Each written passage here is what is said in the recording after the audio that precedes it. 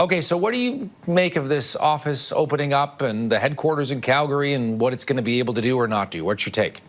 Well, I think by the way that you're shaking your head, I think Canadians are shaking their head as well. It's taken the Prime Minister 5 months to set up an office, and there's still no key proposals. There's no funding attached. There's no investments committed. There's no shovels in the ground. And it's actually the bureaucracy of the Liberal government and the laws in place that are stopping these projects. So it's a head scratcher as to why they're setting up another bureaucracy to deal with the bureaucracy that they could deal with by scrapping the laws that exist. Laws like C-69, the legislation that blocks pipelines and mines from being developed, the shipping ban off the West Coast, the emissions cap, the industrial carbon tax, all of these things are in the way of building resources in this project. So rather than another office, he could just do the thing by eliminating the laws that they put in the first place. They're saying, one-stop shopping is the goal here. You just have, you have an office, and so everything that we're talking about, whether it's, pipelines or natural gas projects or whatever, will be funneled through this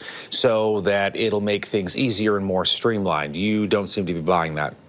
No, I don't think very many Canadians will buy it. More bureaucracy, more red tape. Not the step in the right direction. It is yet another mechanism for them to pick winners and losers rather than letting the market decide what projects need to go ahead. And we've seen this movie before. In fact, we've seen it in Ottawa, where the bureaucracy has ballooned the numbers in the public service, the cost of government, which ends up raising the cost of everything else.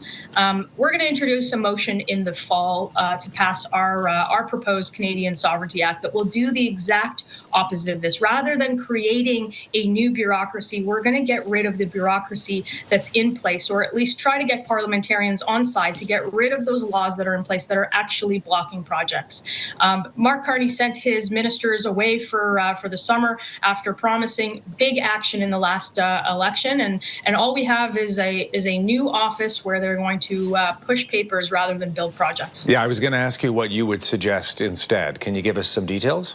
Well, in that Sovereignty Act, we're going to make sure that we repeal those liberal blocking laws, reward those who actually build and protect Canadian innovation. You'll see that when we return to Parliament. Those are things like getting rid of C-69, getting rid of the emissions cap, getting rid of the industrial carbon tax, getting rid of things that are actually in the way of building projects and have been in the way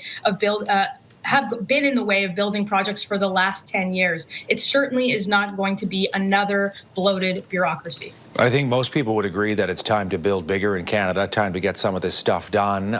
Your take on what some of the big projects are that should be prioritized by the government? Well, look, everybody in Europe is buying energy from all of our allies. We could be the ones supplying that energy. It could be LNG ports.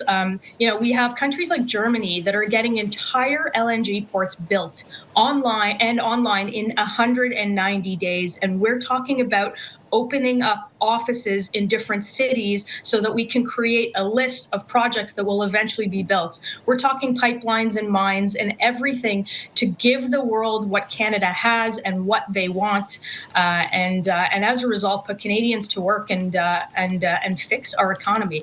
We had the last election almost entirely on this, about how to make ourselves more resilient in the face of global threats, and it's been 5 months of dithering and vacations, and all we have to show for it when we come back to Parliament is yet another bureaucracy. The government is trying to project the image, as you know well, that unlike the previous Prime Minister, this one is more pro-business, more about getting things done.